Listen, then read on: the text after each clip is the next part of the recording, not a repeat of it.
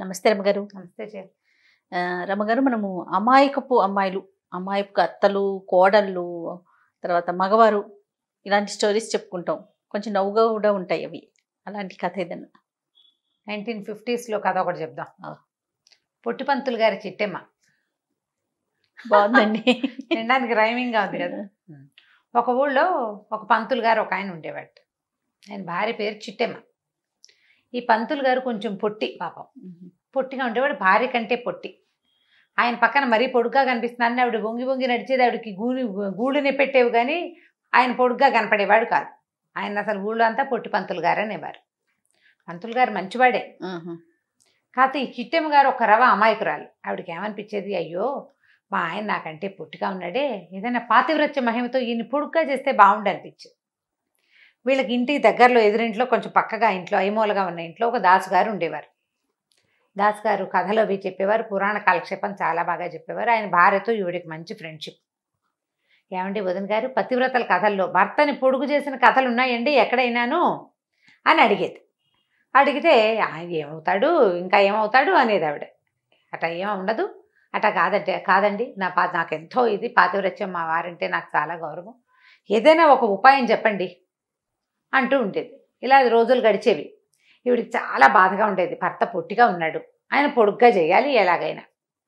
అయితే ఆయన ఆ కథలు ఈ కథలు ఏ కథలైనా వినంగానే పాతివ్రత్యంతో అన్నం మానేసి, కూర మానేసి, పప్పు మానేసి అయినా ఆయన్ని పెంచుదామని చూసేది. మానేయటం మిగిలేదు కానీ ఆయన అలాగే ఉండేవాడు. ఒకనాడు ఏమైందట, వెళ్ళి వాళ్ళ ఇంట్లో కూర్చున్నప్పుడు మా వారు ఎలాగైనా పొడుగవ్వాలి, ఏదో ఒకటి ఉపాయం అని మాట్లాడుకున్నారు. మాట్లాడితే ఆవిడేమందంటే, ఏమది ఇంత వయసు వచ్చాక పొడుగవరే అమ్మాయి, అయితే మా వాడు ఆ మధ్య 2 రింగులు తెచ్చాడు, ఏమిటంటే దూలానికి వేళ్లాడేసాడు, అవి పుచ్చుకుని వేళ్లాడితేట పొడుగవుతారేవు మా పిల్లాడు చెప్పాడు, మరి మీ ఆయన కూడా అట్లా అవుతాడేమో ప్రయత్నం చేయమని. సరే ఈవిడేం చేసింది, రింగులు ఎక్కడి నుంచి వస్తాయి, మనం ఇప్పుడు ఎట్లా వేళ్లాడరు పిల్లలు స్కిప్పింగ్ చేస్తే పొడుగవుతారు, ఏదైనా బస్కీలు తీస్తే పొడుగవుతారు, పుచ్చుకుని వేళ్లాడండి మనం కూడా చెప్తాం, వేళ్ల మీద పొడుగ్గా సాగి నుంచుంటే క్రమంగా పొడుగవుతారు. కాకపోతే ఇట్లా 30, 40 వచ్చిన వాళ్ళు ఎట్లా అవుతారు. ఈవిడేమనుకుంది, మన దగ్గర రింగులు లేవు, ఇప్పుడు రింగులు ఎక్కడి నుంచి వస్తాయి. అందుకని ఏమనుకుంది, ఓ పంచేద్దాం, పైన దూలం ఉంది కదా, దూలానికి ఒక తాడు గనక వేస్తే ఆ తాడు పుచ్చుకుని వేళ్లాడమంటే సరి భర్తని. ఆవిడ కొద్దిగా ప్రయత్నం చేసి కంబారు తాడు ఒకటి తెప్పించింది. కంబారు తాడు అంటే ఏమిటది, కొబ్బరి తాడు తెప్పించింది. సరే ఏం చేసింది, దూలానికి ముడేసింది, 2 తాళ్ళు వేళ్లాడేసింది. అది ఎక్కడ దాకా వచ్చినాయి, ఈవిడ ఇట్లా పట్టుకునేదాకా వచ్చింది. ఇట్లా పట్టుకుంటే భర్తకు అందుతాయి కదా. ఈ లోపల ఏమైంది, ఆయన ఏదో పని చేసుకుని వచ్చాడు, కరణం బహుశా ఆయన ఊరంతా తిరిగి వచ్చాడు. తిరిగి అలసిపోయి ఇంట్లోకి వచ్చేసరికి వాళ్ళు నట్టింట్లో కిందకి వేళ్లాడుతున్న తాడు కనపడేసరికి ఏమన్నాడు, ఎవరికి ఊరేయటానికి వెకటవే తాళ్ళు, నీ మొహమండా అన్నాడు. మీకేనండి అంది ఆవిడ. అనగానే ఆయన కొళ్ళు మండిపోయింది, దోసు నీ మొహమండా, నాకు ఊరేసి చంపుతుంటే కాదండి అని ఈవిడ చెప్పబోయే లోపల ఆయనకు అది అర్థం కాల. పైన తాడు గట్టి కిందకి వేళ్లాడేస్తే ఏం చేస్తారు, ఉయ్యాలనుకో కింద దాకా వేయాలి తాడు, ఇక్కడ దాకా ఎట్లా వేశారు, ఇక్కడ దాకా వేసింది ముడేసుకోవటానికి అంతే. దాన్ని ఊరేసి చంపేద్దాం అనుకుంది పెళ్ళాం అనుకున్నాడు. అక్కడి నుంచి మూలన బడి తీసి చెడామడా కొట్టేసేద్దామని. ఇట్లాంటి పనులు చేస్తావా నువ్వు, మొగుడిని చంపేద్దామని చూస్తున్నావుటే, తాడు సిద్ధంగా పెట్టావు, ఏ రాత్రి నా పీకేసి ఊరేసేద్దామనే కదా. ఆవిడ పాపం అర్థమయ్యేలాగా చెప్దామని చూసింది, తన పాతివ్రత్యం ఆయనకు అర్థం కావట్లేదని ఆవిడ బాధపడింది. చివరికి కుదరలే, తాడు ఓడ తీసేసి అవతల పారేసాడు. చాలా బాధేసింది ఇవిడికి, అయ్యో ఇదేదో ట్రై చేసాం అవ్వలేదని. మళ్ళీ పురాణ కాలక్షేపం వినేది. ఈ పురాణాల్లో వింటే ఏం కనపడేది, ఒకరోజు విన్నది, సావిత్రి సత్యవంతుడి కోసం యమధర్మరాజు వెనకాల నడుచుకుంటూ వెళ్ళిపోయింది. యముడు వెనకాల వెళ్ళి మొగుడిని తెచ్చేసుకుంది ఒక ఆవిడ. ఇంకొక ఆవిడ మొగుడిని బొట్లా పెట్టుకుని అక్కడికెక్కడికో తీసుకెళ్ళింది. పెదవది పొడుగు చేయలేను నేను, నాకు మాత్రం పాతివ్రత్యం ఏం తక్కువ, పతివ్రతల కోవకు చెందిన వంశం మాది అసలే. ఆవిడకి చాలా కష్టంగా ఉంది. సరే ఓ రోజు పోయి ఆ దాసుగారి ఇంట్లో కూర్చుంది. ఆయన అడిగింది, కాదండి పతివ్రతల కథల్లో ఎక్కడైనా భర్తని పొడుగు చేసిన కథలు ఉన్నాయంటారా, అసలు పతివ్రతలు ఉన్నారా ఈ రోజుల్లో, ఎందుకు లేరు, మా ఆవిడ లేదు అన్నాడు ఆయన. అని పక్కపక్క నవ్వుతూ ఏం చెప్పాడంటే, మా ఆవిడ నేను తిరిగి వస్తే కాళ్ళు పిసికేది, ఇది వరకు ఏమే కాళ్ళు పెట్టు నాకు కాళ్ళు నొప్పులు పుడుతున్నాయి అన్నాడు. అనేసరికల్లా ఆయనంట మంచం మీద పడుకున్నాడు, ఆవిడ కింద కూర్చుంది, పాదాలు నొక్కుతుంటే ఈవిడ చూస్తోంది, అబ్బో ఈవిడ పాతివ్రత్యం చాలా బాగుంది అని. అప్పుడు దాసు గారు ఏం చెప్పారంటే, ఇలాగే కదమ్మా కాళ్ళు పిసికి నేను ఎంత ఉండేవాడిని, మీ ఆయన అంతే ఉండేవాడిని, ఇప్పుడు ఇంత పొడుగ్గా ఎట్లా అయ్యాను, మా ఆవిడ రోజు కాళ్ళు పిసకడంతో నేను పొడుగయ్యాను అన్నాడు. ఆవిడ ఆలోచించు, ఓ సింతేనా, కాళ్ళు పిసికితే పొడుగవుతారా అంటే, అవుతారటండి అని అడిగింది. ఎందుకు అవరమ్మా, నేను అవ్వలేదు ఏమే అన్నాడు భార్యని. ఆవిడేమో అవునమ్మా ఎప్పుడు కాళ్ళు పిసుకుతాను నేను అంటే. ఆ రోజుల్లో చిన్నప్పుడే పెళ్ళిళ్ళు అయ్యేవి. 13-14 ఏళ్ళ అబ్బాయికి 5-6 ఏళ్ల పిల్లకి పెళ్లి చేసేవాళ్ళు. దీనికి 10 ఏళ్ళు వచ్చేసరికి వాడికి 20 ఏళ్ళు కొంచెం సాగేవాడు. ఈ రోజు కాళ్ళు పట్టటాలు అలాంటి క్రియలు జరుగుతూనే ఉండేవి. కాళ్ళు పట్టడం వల్లే పొడుగయ్యారు అంటే ఏమంటారంటే బట్టతలకి మోకాలకి ముడి పెట్టుకోవటం. సరే సరే అనుకుంది. ఏమనుకుంది, సరే అక్కడి నుంచి లేచెళ్ళి ఎలాగైనా మా ఆయన్ని కాళ్ళు పట్టి పొడుగు చేసి నా పాతివ్రత్యం నిరూపించుకోవాలి. భవిష్యత్ కాలంలో చెప్పుకోవడానికి కథలు ఉండద్దు జనాలకి. ఇదివరకు సావిత్రి ఏమో మొగుడు కోసం యమధర్మరాజు వెనకాల వెళ్ళింది, జరిగింది కథ. ఇప్పుడు చెప్పుకుంటున్నాం. ఆవిడెవరో అసలు దేవతలతోటి పోరాడి మొగుడిని యంగుగా చేసుకుంది, అదో కథ ఇవాళ చెప్పుకుంటాం. రేపు నా కథ చెప్పుకోవాలి. సతీ సులోచన, సతీ అనసూయ ఇవన్నీ చెప్పుకోవట్లా, వాళ్ళందరూ కథలు అవన్నీ ఇప్పుడు చెప్పుకున్నాం. ఇప్పుడు నేను పొడుగు చేసిన కథ రేపు చెప్పుకుంటారు, 4 రోజులు పోయాక, నేను పోయాక ఎలాగైనా ఈ పని చేసేయాలి. సరే లోపలికి వెళ్ళింది. ఆయన అప్పుడే ఎక్కడి నుంచో బయట నుంచి వచ్చి మంచం వాల్చుకు పడుకుని ఉన్నాడు. పాదాల దగ్గర కూర్చుంది, కాళ్ళు పడదామని కాళ్ళు పట్టుకుంది. కాసేపు అయ్యాక వీళ్ళ ఇంట్లో నుంచి మొయ్యో మొయ్యో మొయ్యో అని కేకలు అరుపులు వినపడుతున్నాయి. ఆ ఎదురుంట్లో ఉన్న దాసు గారు పెళ్ళాము పరిగెత్తుకొచ్చారు. ఏమిటయ్యా భలేవారి పంతులు, పెళ్ళాన్ని కొడతారటయ్యా ఎవరైనాను అంటే, కొట్టకేం చేయనండి, ఇది నన్ను చంపేయాలని చూస్తోంది అన్నాడు ఆయన. అదేమిటమ్మా కాళ్ళు పిసుకుతానన్నావు కదా అంటే, నా మెడ పిసికేస్తోందండి ఇది అని గట్టిగా అరిచాడు. అరిచేసరికి ఏమ్మా కాళ్ళు పిసుకమని చెప్పాం కాదుటమ్మా నీకు అంటే, అవునండి కాళ్ళు పిసుకుదామని పాదాల దగ్గర కూర్చుంటే ఈయన పడుకున్నారు కదా, మెళ్ళలో తులసి పేరు కనపడుతుంది ఆయన మెళ్ళలో. లేదా కాళ్ళు పిసికితేనే ఈయన పొడుగయి నాకు పేరు వచ్చేటట్టయితే ఇంత చక్కగా తులసి పేర్లు ధరించి ఉండే వీరి మెడ గనక పిసికితే ఆయన పొడుగు అవుతాడు, నాకు పేరు వస్తుంది, నాకు పాతివ్రత్యం సిద్ధిస్తుందని భావించి మెడ పట్టుకున్నానండి అనేసరికల్లా, ఏదో లేవయ్యా తెలియక చేసింది. ఏం తెలియక చేసిందండి, ఆ మధ్య మా ఆవిడ మీకు తెలీదు పెద్ద తాడేసి కట్టింది నాకు ఊరేయటానికి, ఇది నన్ను చంపేయడానికి చూస్తోందండి అన్నాడు. అనేసరికల్లా, తాడు కట్టేవా, రింగులు కాదుటమ్మా నీకు చెప్పాను అని అడిగింది ఎదురుంటే ఆవిడ. మీరు రింగులే చెప్పారండి, మా ఇంట్లో రింగులు లేవు అందుకని తాడేసి కట్టాను, వీరికి అర్థం కాలేదు, నేను చెప్పే లోపల వాళ్ళ నన్ను ఇలాగే తిట్టి కొట్టారండి అని అనేసరికల్లా, ఆ వచ్చిన ఆవిడ పక్కింటి ఎదురుంటే ఆవిడ వచ్చింది కదా, ఆవిడంది అది కాదండి పంతులు గారు, మీరు పొట్టిగా ఉన్నారు, పొడుగవ్వాలని మీ ఆవిడ కోరిక, తన పాతివ్రత్యంతో దాన్ని సిద్ధింప చేయాలని ప్రయత్నం చేస్తోంది, రింగులు పుచ్చుకు వేళ్లాడితే సాగుతారని రింగుల బదులు తాళ్ళు కట్టినంటే, ఏమిటండి ఏదో ఒక రోజు నువ్వు బండరాయి తెచ్చి నన్ను ఎత్తున పడేస్తుంది ఇది, మీరు ఇలాంటి సలహాలు చెప్పబోకుండా నేను వాళ్ళని కేకలేశాడు. వాళ్ళు వెళ్ళిపోయాక పెళ్ళాన్ని తిట్టాడు అని, నీ బొంద నేను పొట్టిగా ఉంటే ఏమైందే నీకు అని. ఆవిడ ఏమనుకుందంటే, ఇదేమిటి ఏదో పాతివ్రత్యం చూపించి పొడుగు చేద్దామనుకుంటే ఇలా బాధపడతాడు, అందరూ పొట్టి పంతులు అంటున్నారు, ఆ పేరు పోతుంది కదా, ఈయన అసలు పేరు ఏదో సుబ్బయ్య గారు, ఏదో సుబ్బయ్య పంతులు గారు అంటారు, ఏమిటో అర్థం చేసుకోరు అనుకుందనమాట ఆవిడ. ఇక ఆవిడ ట్రై చేసినా ఈయన అయ్యేలాగా లేడు. ఇక లాభం లేదని ఈయన పొడుగు చేసే మార్గాన్ని వదిలిపెట్టేసి ఆవిడ పాతివ్రత్యాన్ని వేరే రకంగా ప్రూవ్ చేసే మార్గాలను వెతుక్కోవటం మొదలుపెట్టింది. చిట్టమ్మ గారి కథ మామూలుగా ఇలా ఉంటాయి. పాతివ్రత్యాన్ని నిరూపించుకోవాలి అలాంటి ధోరణులు ఇదివరకు ఉండేవి. ఇప్పుడు ఏం పాతివ్రత్యం గోవాలా మనకు లేదు కదా, ఇది సరదాగా చెప్పుకోవడానికి.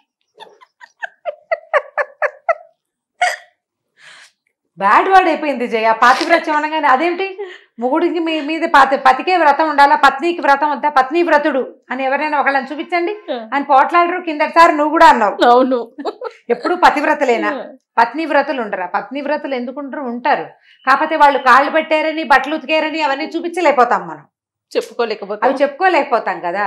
ఏదో ఇలాంటి సరదా కథలు చెప్పుకుంటాం అంతే, అమాయకురాళ్ళైన ఆడవాళ్ళ సంగతులు చెప్పుకుంటూ ఉంటాం మనం.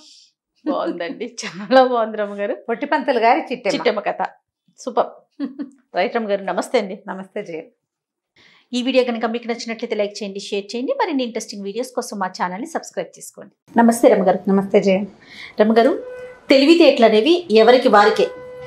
మనకు ఒక తెలివి ఉంటే ఇంకొకరికి ఇంకొక తెలివి, మనల్ని మించిన తెలివితేటలు ఉండొచ్చు, కానీ తెలివి తక్కువ తనంలో కూడా ఇలా ఉంటారా అంటే, ఒకడు తెలివి తక్కువ అనుకోండి, వాడికన్నా తెలివి తక్కువ, వాళ్ళకన్నా తెలివి తక్కువ, అలా కూడా ఉంటారా రమ్మగారు? ఎందుకుంటారు, బోళ్ళంత మంది ఉంటారు. అవునా? ఇప్పుడు మనం ఒకళ్ళని చూస్తాం అమాయకులా అనుకుంటాం. ఒకళ్ళని చూస్తాం. మనం ఒక అత్తగారి కథ చెప్పుకున్నాం కదా, అల్లుడికి మర్యాద చేసింది అంటే దొంగకి మర్యాద చేసిన అత్తగారు. ఎక్సలెంట్ స్టోరీ రమ్మ గారు. ఇప్పుడు అంతకంటే తెలివి తక్కువ వాళ్ళు, అంతకంటే అమాయకులు, అంతకంటే లోకం పోకడ తెలియని వాళ్ళు, ఏ పని ఎలా చేయాలో అర్థం కాని వాళ్ళు బోళ్ళంత మంది ఉంటారు జయ. ఇప్పుడు తెలివి గల వాళ్ళు ఎలా ఉన్నారో తెలివి తక్కువ వాళ్ళు కూడా ఉంటారు. వాళ్ళు బతికేస్తారు, వీళ్ళు బతికేస్తారు. ఇప్పుడు తెలివి గల వాళ్ళు తెలివితో బతికేస్తారు, తెలివి తక్కువ వాళ్ళు వాళ్ళ అమాయకత్వంతో మిగిలిన వాళ్ళ సహాయంతో బతికేస్తారు. హాయిగా లోకం పోకడ తెలియదు అనుకో, ఎంత హాయిగా ఉంటారో. తెలివి గల వాడికి అన్ని కష్టాలే, తెలివి తక్కువ వాడికి ఏ బాధ లేదు, హాయిగా హ్యాపీగా ఉండిపోచ్చేటారా. మందమతుల కథలు బోల్డ్ అని ఉన్నాయి మన దగ్గర, తెలివి తక్కువ కథలు. అదొక కథ చెప్పాం కదా. అయితే ఇది మీరు ఏ ఉద్దేశంతో ఈ కథ చెప్పారు, దీనివల్ల పిల్లలకి ఏమొస్తుంది ఇలాంటివి అడగండి.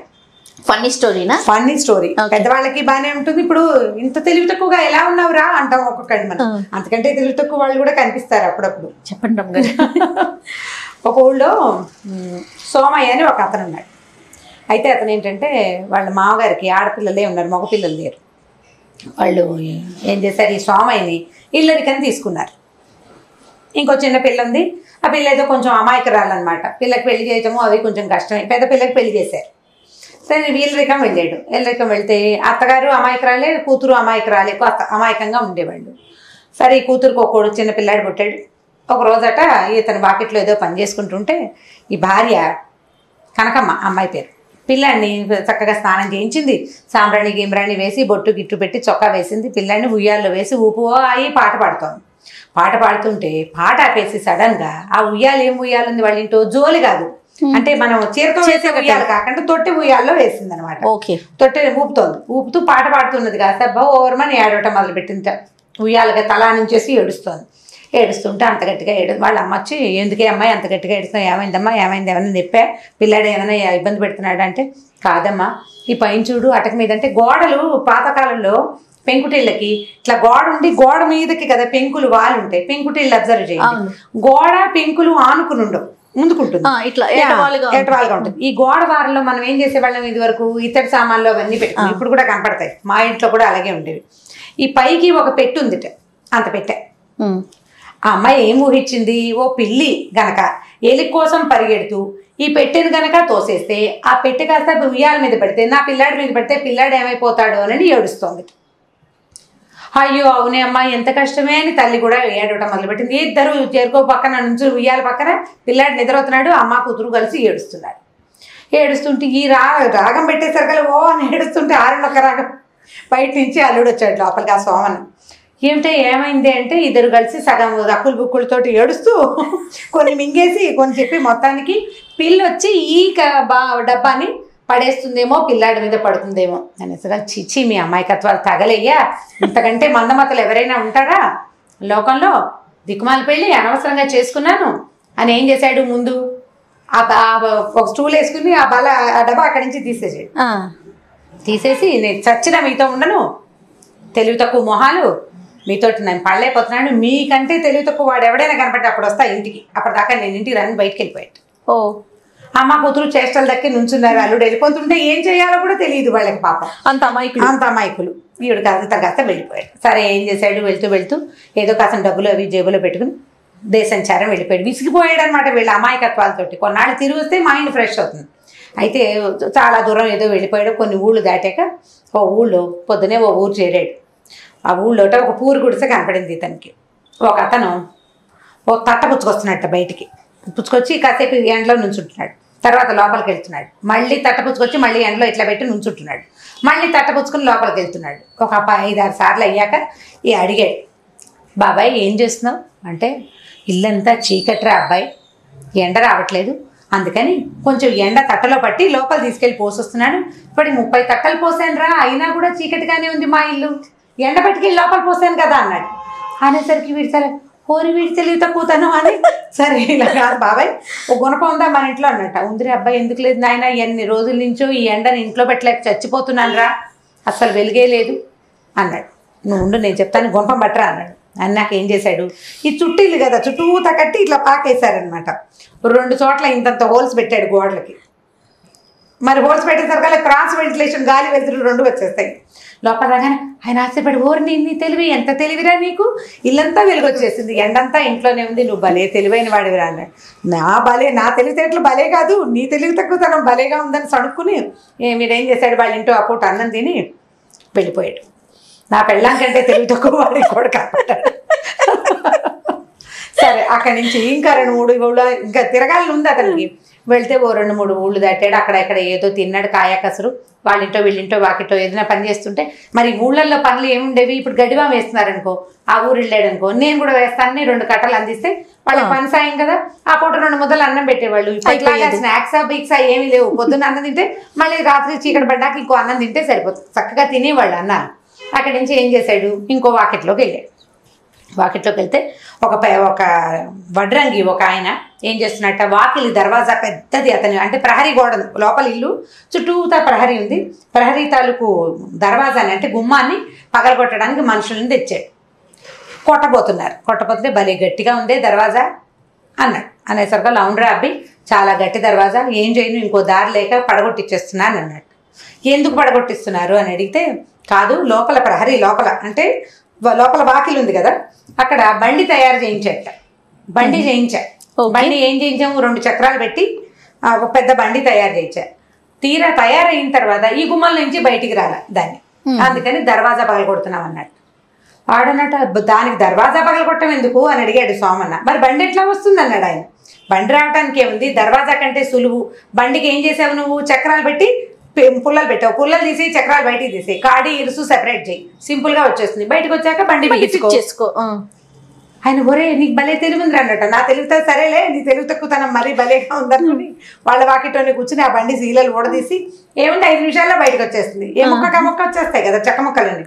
బయటకు వచ్చాక బండి బిగించుకుని ఊళ్ళో అందరికీ చెప్పేట వడ్రంగైనా, వీడెవడో వచ్చాడు, వాడు ఎంత తెలివో, వాడు రాకపోతే కనుక వృధాగా గుమ్మం పగలగొట్టేవాళ్ళం. సరే అమ్మా, ఇంకా మా ఆవిడ కంటే తెలివి తక్కువ వాడు ఇంకోటి కనపడ్డాడు అనుకున్నాడు వీడు. సరే ఈ 2 అయిందా, ఇంకా 2-3 రోజులు గడిచినాయి. అయితే ఏమైంది, ఈసారి ఒక గొడ్లపాక దగ్గర ఇతను రాత్రి పడుకున్నాడట. మర్నాడు పొద్దున ఆ గొడ్లపాక దగ్గర పడుకుని లేచాడు, నిద్ర లేచాడు. అక్కడ ఏదో చెరువు ఉంటే పోయి పడదు వచ్చాడు, ఏదైనా తిండి దొరుకుతుందేమో అని చూస్తుంటే ఒక ఆవు అరుపు, ఒక మనిషి అరుపులు వినపడుతున్నాయి. ఏమిటంటే ఆ గొడ్లపాకలో అటక మీద ఒక అతను కూర్చున్నాడు.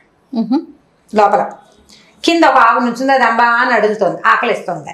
దాని మెడలో పలుపు ఉంది. ఈ తాడు కొసని, పలుపు కొసని పైన ఉన్నవాడు పట్టుకున్నాడు. ఎక్కవే నిచ్చెనెక్కిరా అని పిలుస్తున్నాడు. 4 రోజులైందా గడ్డి కొని, 4 రోజుల నుంచి కింద నుంచి ఉంటావు కానీ తినవు, నీ బొందబెట్ట అని తిడుతున్నాడు ఆవుని. ఆకలితో నుంచి ఉంటావు కానీ పైకి ఎక్కి తినని ఎన్ని విధాలు పిలిచినా రావు కదా, నేను ఎక్కినట్టుగా ఎక్కేసే నిచ్చెన పైకి రా అని పిలుస్తున్నాడు. ఆవు ఎక్కడెక్కుతుంటే అది అరుస్తోంది కానీ పైకి రాదు, ముందుండి అమ్మ అంటోంది. అనేసరికల్లా ఈయన, బాబు ఏం చేస్తున్నావు నాయన నువ్వంటే, ఆవుకి గొడ్డుకి గడ్డి కావద్దండి, బోళ్ళంతా జనం కొన్నా, బోళ్ళంతా ఇంటిగొడ్డి కన్నా, బయట పెడితే ఎవడైనా ఎత్తుకుపోతాడని అటక మీద దాచా. ఆవుని పైకొచ్చి బుద్ధిగా తినవే మా అమ్మ అని 5 రోజుల నుంచి బతిలాడుతున్నానండి, ఇవాళ 5వ రోజు ఆకలితోటి ఉంది కానీ నిచ్చెన మాత్రం ఎక్కడం లేదండి అన్నాడు. అది నిచ్చెన ఎక్కడం ఎందుకురా, 2 కట్టలు కింద పడేయమన్నట్ట. సరే 2 ఒక గడ్డి కట్ట జనప కట్ట పడేసి క్షణాల్లో తినేసింది ఆవు. అది 4 రోజుల నుంచి ఆకలిస్తుంది, తినేసింది. తిన్నాక అయితే ఓహో బాబు ఇదే ఉపాయం నాకు తెలియలేదండి అన్నాడు. రోజు 4 కట్టల కింద ఇరా నాయన, అటక మీద దాచుకున్నావు కానీ అని చెప్పాడు. చెప్పిన తర్వాత అనుకున్నాడు, వాళ్లే మందమతులు అనుకున్నాను, కానీ నిజమే ఆ మాట. పిల్లి గనక పరిగెడితే పొరపాటున బాక్స్ గనక డబ్బా గనక కాలు తగిలితే పడచ్చు, పిల్లడి మీద అవకాశం ఉంది. అది ఏడవకుండా ఆ పని చేస్తే సరిపోయేది, ఏడవటం దాని అమాయకత్వం. కానీ మరి ఇంత అమాయకత్వం, వీళ్ళు మరీ అధ్వానంగా ఉన్నారు, ఇంత మందమతి కాదులేదు నా పెళ్ళాం అనుకుని ఇంటికి వెళ్ళిపోయాడు అన్నమాట. ఇంటికి వెళ్ళిపోయి నీకంటే తెలివైన వాళ్ళని 3 మందిని చూసొచ్చానమ్మా, నువ్వు ఏడవకు, ఈసారి నుంచి సమస్య వస్తే నాకు చెప్పు అని చెప్పాడు అనమాట. చందమామ కథ బాగుంది కదా, ఇంట్రెస్టింగ్ బాగుంది. కాదు గారు, ఇది కల్పిత కథ నిజమేనంటారు? ఏమో కల్పిత కథలే ఉంటాయి జయ జనరల్గా, కానీ తెలివి తక్కువ వాళ్ళు మనకి కనపడతారు. భలే ఉందండి స్టోరీ. కనిపిస్తారు మన, అంటే ఇప్పుడు ఫలానా విషయమే అని మనం క్లారిఫైడ్ గా చెప్పలేకపోతాం, కానీ అప్పుడప్పుడు వీళ్ళకి ఎంత తెలివి తక్కువ ఏమిటి ఇలా ఉన్నారు, పిచ్చి మొహం ఏంటి ఇలా చేస్తున్నావు అనుకుంటే చెప్పలేం కానీ కనిపిస్తాయి. ఇవి ఇప్పుడు విజువల్ గా కనబడే విషయాలు కదా, ఇవి కనిపిస్తారు తెలివి తక్కువ వాళ్ళు. నీకు ఇంకొకటి ఉంది తెలుసా, చాలా తెలివైన వాళ్ళుగా మనం అనుకునే వాళ్ళు కూడా అప్పుడప్పుడు పప్పులో కాలేస్తారు. అవును, అప్పుడప్పుడు తెలివి తక్కువగా ప్రవర్తిస్తారు. మనం కూడా చేస్తుంటాం అలాంటివి చిన్న చిన్నవి. ఇప్పుడు కంటిన్యూస్ తెలివి తక్కువ తనాలు కొంచెం తక్కువ ఉంటాయి అమ్మాయికులు. చాలా బాగుంది రమ్మగారు, మంచి ఫన్నీ స్టోరీ. అదే ఇప్పుడు ఇందులో నుంచి పిల్లలకి ఏ నీతి తీసుకురావాలి అనేది మాత్రం మీరు డ్రైవ్ చేయొద్దు, నన్ను డ్రైవ్ చేయమని మాత్రం అడగద్దు. జస్ట్ ఒక సరదా కథ చెప్పుకోవటమే. రైట్ అండి, ఇంకొక స్టోరీతో మళ్ళీ కలుద్దాం. నమస్తే. తప్పకుండా చేయండి. నమస్తే రమ్మగారు. నమస్తే జయ. రమ్మగారు ఏదన్నా మంచి స్టోరీ చెప్పండి రమ్మగారు. నువ్వు మంచి స్టోరీ అనగానే నాకు పెద్ద డౌట్ వస్తుంది, ఇప్పటిదాకా మంచి స్టోరీలు చెప్పలేదా అంటే మళ్ళీ వెంటనే నా సమాధానం ఇంకా మంచి అని చెప్తాం. పెద్ద కథ చెప్పండి అంటున్నారు, అయితే గుర్తున్నంత వరకు చెప్తాను. ఒకవేళ కథ ఆగిపోయింది అనుకోండి మధ్యలో, వచ్చే వారం మళ్ళీ మీరు వెతుకుని తరువాయి భాగం చూసుకోవాల్సిందే. ఏదో కొంత మటుకు గుర్తుంది, చెప్తూ ఉంటే గుర్తొస్తుందేమో చూడాలి. తప్పకుండా. ఇలాంటిది ఒక సినిమా కూడా ఉన్నట్టు గుర్తుంది నాకు, అవునో కాదు. ఎన్టీ రామారావు గారి తాలూకు ఒక సినిమా, ఒక పాత మనకి జానపద కథల సినిమాలు చాలా వచ్చినాయి. ఎన్టీఆర్ గారు, కాంతారావు గారు, బోల్డ్ సినిమాలు ఉండేవి. అలాంటి కథలాగా అనిపిస్తుంది, ఇంట్రెస్టింగ్గా ఉంటుంది. ఒక ఊళ్ళోనట ఒక దొంగ ఉండేవాడు, చాలా తెలివిగలవాడట అతను. అయితే ఏం చేసేవాడు, పట్టపగలే దొంగతనాలు చేసేసేవాడు అతను. పగటి చుక్క అనేవాళ్ళట అందరూ అతను. అయితే చాలా కాలానికి అతను కొంచెం లేటుగా ఒక కొడుకు పుట్టాడు. పగటి చుక్క కొడుకు రేచుక్క అనేవాళ్ళు. రేచుక్క పగటి చుక్క, నాన్న కొడుకు. అయితే ఏమైందట, ఏవో దొంగతనాలు చేసేవాళ్ళు. ఏముంది, నాన్న ఏం చేస్తే కొడుకు అదే చేస్తాడు కదా. ఆవు చేలో మేస్తే దూడ గట్టును మేయదు, దూడ కూడా అదే పని చేస్తుంది. పైగా ఇది వృత్తుల కాలం, ఈ కథాకాలము వృత్తులు. తండ్రి ఏ వృత్తిలో, కుల వృత్తుల కాలం. తండ్రి ఏ వృత్తిలో ఉంటే పిల్లలు ఆటోమేటిక్గా అదే వృత్తిలో ఉంటారు. సులువులు తెలుసుకోవటం, తేలిగ్గా కొడుకుని వెంబడి పెట్టుకుని దొంగతనాలకి వాటికి తీసుకెళ్ళేవాడు. అయితే ఇతను దొంగతనమే చేసేవాడే కానీ వీళ్ళ పక్కింట్లో కొన్ని బ్రాహ్మణ కుటుంబాలు ఉండేవాడు. అక్కడ ఏదో వేదాధ్యయనాలు అవి జరిగేవి. వాళ్ళ పని వాళ్ళది కదా. ఆ చదువుతూ ఉన్నప్పుడు వాళ్ళు చదువుతుంటే వినేవాళ్ళు వీళ్ళు. మన పక్కింట్లో సంగీతం వాళ్ళు ఉన్నారనుకో, మన సంగీతాలు వినేస్తూ ఉంటాం. అట్లా వీళ్ళు ఈ వేదాధ్యయనము, ఏదో పురాణాలకు సంబంధించిన కథలు, భీష్ముడు, అలా కొన్ని మంచి మాటలు వింటూ ఉండేవాళ్ళు. వాళ్ళకి తెలుసు అవన్నీ, కానీ వృత్తి మానుకోలే, వాళ్ళ పని వాళ్ళు చేసుకుంటూ ఉండేవాళ్ళు. అయితే ఏమైందట, ఒకసారి వీళ్ళిద్దరూ కలిసి ఏవో దొంగతనాలు చేస్తుండగా రేచుకన్నట్ట, నాన్న ఎన్నాళ్ళు ఇలా చిన్న కొన్న దొంగతనాలు చేస్తాము, రాజుగారి కోటకి దొంగతనం కన్నం వేయాలి, మనం అక్కడ చేయాలి దొంగతనం. ఒక్కసారి దొంగతనం చేసి లైఫ్ సెటిల్ అయిపోవాలి, జీవితం తండ్రికి మించిన తనయుడు. అందుకని వాడు ఐడియా ఇచ్చాడు. ఐడియా ఇచ్చేసరికల్లా ఏం చేశారు, సరే బాగా ఆను తెలుసుకుని, మామూలుగా దొంగతనం అంటే ఎడాపెడా వెళ్ళిపోరు వాళ్ళు, రెక్కీ చేస్తారు కదా. ఇప్పుడు కూడా ఉంది ఆ రెక్కీ విధానం. వాళ్ళు రెక్కీ చేసి ఈజీగా వెళ్ళేందుకు కొన్ని మార్గాలు కనిపెట్టారు. కనిపెడితే వీళ్ళు ఏం చేసేవాళ్ళు అంటే, దొంగతనం చేయడానికి గోడకి హోల్ కొట్టేవాళ్ళు, కంత కొట్టేవాళ్ళు. ఈ రేచుక్క కొంచెం చిన్నపిల్లాడు, 18 20 ఏళ్ళు ఉంటాయి. అంటే పెద్దగా భారీగా వెడల్పుగా ఉన్నప్పటికీ ఒళ్ళు లేదు వాడికి. 20 ఏళ్ళ మగపిల్లాడికి ఏం పెద్ద ఒళ్ళు ఉంటుంది. నాన్న 50-55 ఏళ్ళ వాడు. ఆయన కొంచెం దృఢంగా ఉన్నాడు, లావుపాటి వాడు. అయితే వీళ్ళిద్దరు ఏం చేశారంటే, గోడకి కంత కొట్టారు, రాజుగారి కోటకి 5-6 కంతలు, 5-6 గోడలకి హోల్స్ కొట్టుకుంటూ పోయారు. లోపలికి వెళ్ళిపోయారు. వెళ్ళిపోయిన తర్వాత ఒక మూట దొంగతనం, ఏదో వజ్రాలు గిజ్రాలు అవి ఇవి, అంటే చిన్న చిన్న వస్తువులకు ఆశపడలే వీళ్ళు. ఖరీదైన వస్తువులు చిన్నవి, వస్తువు చిన్నది, ఖరీదు ఎక్కువ. అట్లా ప్లాన్ చేసి మొత్తాన్ని దొంగతనం అయితే చేశారు. దొంగతనం చేసి మూట భుజాన్ని వేసుకున్నారు. బయటికి వచ్చేస్తుండగా ఏమైందంటే, పొరపాటున ఇవి ఒక దీపపు సెమ్మకి తగిలింది. కాలు తగిలేసరికల్లా, ఈ దీపపు సెమ్మ పడేసరికల్లా, సెమ్మె పడిన శబ్దం కాలేదు కానీ నూనె కింద పడి ఆ ఒత్తులు అంటుకున్నాయి. అక్కడున్న ఒక కట్టెను అంటుకుని మంట వచ్చేసింది. ఎప్పుడైనా మనకి అరుపులు, చిన్న చిన్న శబ్దాలు రాత్రిళ్ళు వినపడవు కానీ అంటుకున్న వాసనలు అవి నిద్రలో తెలిసిపోతాయి. కాలుతూ ఉంటే వెచ్చదనం వచ్చేస్తుంది కదా. చుట్టుపక్కల ఎవరో ద్వారపాలకులు లేచారు, అమ్మో దొంగలు దూరారని అరిచి కేకలు పెట్టారు, నగారాలు మోగించారు, గంటలు కొట్టేశారు. గంటలు కొట్టేస్తే ఏముంది, మనకి బాగా ఊదేస్తారు, ఎవరో వచ్చారు లోపలికి ప్రవేశించారనే సంగతి తెలిసిపోయేందుకు వీలుగా నగారాలు బాకాలు అన్నీ మోగినాయి. సరే వీళ్ళిద్దరు నాన్న కొడుకు పరిగెత్తుకుంటూ పారిపోయేసరికల్లా ఏమైంది, ముందుకెళ్ళిపోయాక ఒక కంతలోంచి బయటకు వచ్చేసాడు కుర్రాడు. బయటకు వచ్చేసిన తర్వాత ఆఖరి కంతలోంచి నాన్న రావాలి అక్కడికి. అంత లోపల ఈ రాజభటులు ఏం చేశారు, గోడలకి కంతలు కొట్టున్నాయని చూసుకుని గోడ తాలూకు కంతల్ని పూర్తి చేయడంలో భాగంగా ఒక సిమెంట్ బస్తాని ఆ కంతకి అడ్డం పెట్టారు. కుర్రాడు సన్నగా ఉండి బస్తా అడ్డం ఉందని తెలుసుకోలేవాడు, దూరొచ్చేసాడు బయటికి. పిల్లాడు కదా, నాన్న దూరే టైంకి అతనికి ఇక్కడ దాకానే దూరింది, కింద భాగం పట్టల. సిమెంట్ బస్తా అడ్డం, మట్టి బస్తా అడ్డం వచ్చేసింది. ఆ చీకట్లో ఆ కంగారులో లాగలేకపోయాడు, తల బయటికి వెళ్ళిపోయింది, శరీరం లోపల ఉండేసరికల్ రాజభటులు దొరికాడని పట్టేశారు. పట్టేసేసరికల్లా అన్నాడు, కోట గోడలు చిటివి పెద్ద ఏముండవు, సన్నగా ఉండవు, బాగా వెడల్పు ఉంటాయి, భుజాల దగ్గర రాసుకుపోతుంది, వాళ్ళు లాగేస్తున్నారు, మెడను పెట్టేస్తుంది. ఒరే నాయన దొరికిపోయామనుకో, నేను దొరికితే నువ్వని తెలిసిపోతుంది, ముఖం లేదే నన్నెవడు గుర్తుపడతాడు. ఇలాంటి దృఢకాయలు ఊళ్ళో బోళ్ళంత మంది ఉంటారు, సైనికులు వాళ్ళు అందరూ ఇవే పర్సనాలిటీస్ తోటి ఉంటారు, ఎంత భారీగా. ముఖం ఉంటే కదా కరెక్ట్గా మనిషి తెలిసేది. నాన్న ముఖం తెలిస్తే కొడుకు ముఖం ఆటోమేటిక్గా తెలిసిపోతుంది. మెడ నరికేసి పట్టుకెళ్ళిపోరా అన్నాడు. ఏం చేస్తాడు, గురువాజ్ఞ. అందుకని ఏం చేశాడు పిల్లాడు, ఏడుస్తూ మెడ నరికేసాడు నాన్న. ఒక గుడ్డ మూటలో నాన్న తల మూట కట్టేసి పరిగెత్తుకుంటూ పారిపోయాడు. వీళ్ళు చూసుకున్నారు, చూస్తే ఏమైంది, శరీరం అచేతనంగా బయటకు వచ్చి వీళ్ళు పట్టుకున్నారు, అప్పటిదాకా గింజుకుంటున్నాడు. మెడ నరికేసరికల్లా ప్రాణం పోయింది, బాడీ చేతిలోకి వచ్చేసింది, వీళ్ళకి వచ్చేసింది. అమ్మో మెడ నరికేసాడు ఎవడా అని అడిగి లోపల కొంతమంది అట్టెళ్ళి చూస్తే శరీరం లేదు, తల లేదు, రక్తం కొద్దిగా కనపడుతోంది, మనుషులు పారిపోయిన గుర్తులు కూడా కనపడ్డాయి. దాంతో ఓరి వీడి తెంపరితనం, ఎంత తెంపరివాడు వాడు. ఇప్పుడు తెంపరివాడు నరికినవాడా నరికించుకున్నవాడా, ఇద్దరూ తెంపరివాళ్లే. వీడు నన్ను నరికేయమని చెప్పిన నాన్న ఘటికుడే, నరికి పట్టుకెళ్ళిపోయిన చిన్నపిల్లాడు ఎవడో కుర్రాడో కొడుకో శిష్యుడో తోడి దొంగో వాడు ఇంకా ఘటికుడు. కాబట్టి సరే ఏమనుకున్నారు, ఈ శరీరాన్ని ఊరంతా తిప్పండి, ఎవరో ఒకళ్ళు ఏడుస్తారు వీడి బాడీని చూసి, ఏడ్చిన వాళ్ళని పట్టుకుందాం. మరి ఎట్లా పట్టుకుంటారు ఆ శరీరంతో, ఒకటి లేదా అంత్యక్రియలు చేసేదాం. తల లేకుండా అంత్యక్రియలు చేయబడుతుంటే ఎవరు ఊరుకుంటారు. ఆ రోజుల్లో నమ్మకాలున్న కాలం కదా, కులవృత్తుల కాలం అంటే ఏమనాలి మనం, సత్యకాలం.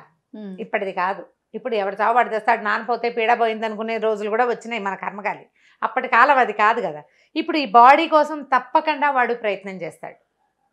కోటలోకి వచ్చి 7 కంతలు కొట్టి లోపల నుంచి వజ్రాభరణాలు దొంగిలించి తన తోటి దొంగని తల నరికాడంటే వాడు మహాఘటికుడు, సామాన్యుడు కాదు. కాబట్టి శరీరం కోసం తప్పకుండా ప్రయత్నం చేస్తాడు, ఎక్కడ దొరుకుతారో చూద్దాం అని అనుకుని మర్నాడు పొద్దున ఏం చేశారు, ఒక ఎడ్ల బండి మీద వేసి ఈ బాడీని బయటికి పంపించారు. ఊరంతా తిప్పారు. ఈ పిల్లాడి నరికిన తల తీసుకుని బొల్లబోదిబ్బమని ఏడ్చాడు ఇంటికి వెళ్ళి. మరి తన తండ్రిని నరికేయాల్సి వచ్చింది, ఎంత ఘటికుడైనా వాడు పాపం తండ్రి కొడుకు కదా. ఏడ్చాడు బాగా. ఏడిస్తే వాళ్ళ అమ్మ కొడుకు ఇద్దరు కలిసి ఏడ్చుకుంటూ కూర్చున్నారు. సరే ఏం చేస్తాను నాన్న అంత్యక్రియల సంగతి చూడు అని చెప్పింది. అంత్యక్రియలు ఎక్కడ చేస్తాం, మన దగ్గర ఉన్నది తల, శరీరం వాళ్ళ దగ్గర ఉంది, ఎట్లా ఈ శరీరాన్ని తీసుకోవాలి. ఈ లోపల ఏమైంది, మాటలు బయటకు వచ్చే ఏముంది, కోటలో ఏదైనా ఇంత విచిత్రమైన విషయం జరిగితే బయటకు వచ్చేస్తాయి కదా. వీళ్ళు బయటికి వెళ్ళి అటు ఇటు చూసేసరికల్లా ఎవరిదో శరీరంట, తల ఎవడో కొడుకు కొట్టి పట్టుకెళ్ళిపోయాట. కాబట్టి ఈ శరీరాన్ని ఊళ్ళో ఊరేగిస్తున్నారు అని చెప్పారు. చెప్పేసరికల్లా అన్నాడు, అబ్బాయి అమ్మ మనసందుకు కూడా వస్తుంది, ఇది పెద్ద వీధి మనం ఉన్నది, నాన్న శరీరాన్ని చూసి ఏడవకూడదు, నువ్వు జాగ్రత్త పడంటే ఎలా ఆపుకోనరా నాయన, దుఃఖం, ఎన్ని సంవత్సరాల సాహచర్యం, భర్త చచ్చిపోతే ఏడ్చే హక్కు కూడా లేదా నాకని తల్లి మళ్ళీ ఏడ్చింది. సహజంగా జరిగేది. అవును. సరే వీడు ఏం చేశాడు, అమ్మ ఈ బట్టలు చీర, ఈ మంచి చీర విప్పేసి బాగా పాతది నాయనమ్మ చీర పురాతనమైన ఉండాలి కదా పెట్లో, అదొకటి కట్టుకోవే అన్నాడు. ఇప్పుడు ఎందుకు నాయన ఈ మేకప్ అని, నా మాట వినమ్మా, పాత గుడ్డ కట్టుకో. అక్కడి నుంచి ఏం చేశాడు, తల్లి మొహానికి బూడిద పట్టుకొచ్చి కొద్దిగా అంటించి పద వెళ్దామని అమ్మని వెంట పెట్టుకుని వెళ్ళాడు. వెంట పెట్టుకెళ్ళి సరిగ్గా ఈ ఊరేగింపు వెళ్తున్న రోడ్లోకి వెళ్ళిపోయారు వీళ్ళు. ముందే ఆ సందులోకి వస్తుందన్నమాట ఆ బండి. ఈ లోపల ఏమైంది, దగ్గరకు వచ్చింది, భోర్మని ఏడ్చింది ఈవిడ. అందరూ ఈవిడ కేసు చూశారు, కానీ ఆవిడని పట్టుకోలే. ఏడ్చిన వాళ్ళని పట్టుకురమ్మన్నారు రాజుగారు. ఎందుకు పట్టుకోలేదంటే, సరిగ్గా ఆవిడ ఎలా ఉంది, ఒక పాత గుడ్డ, మొహం నిండా బూడిద, పొద్దుటి నుంచి ఏడుస్తుంది, పిచ్చిదానికి మళ్ళీను ముష్టి వాళ్ళలాగా, అంటే అడుక్కునే భిక్షకురాల్లాగా కనపడుతుంది. ఆవిడ కొడుకు మునగ చెట్టు ఎక్కాడు, పైనుంచి పడ్డాడు ఢామ్ అని. వాడు నా కొడుకు పడ్డాడో అని ఏడ్చింది. శవాన్ని చూసి, అంటే డెడ్ బాడీని చూసి ఈవిడ ఏడ్చే టైంకి ఆ కొడుకు ఏం చేశాడు, మునగ చెట్టు మించి దూకేసాడు. వాడు దూకంగానే కొడుకు పడిపోయాడు. పాపం భిక్షకురాలు పెద్దది, పిచ్చిదానిలాగా ఉంది, పిల్లాడు పడిపోయాడని ఏడుస్తుంది, వాడు మోకాలు చిట్లిపోయింది, పాపం అయ్యో అయ్యో అన్నారు. సరే ఈ శవం వెళ్ళిపోయింది.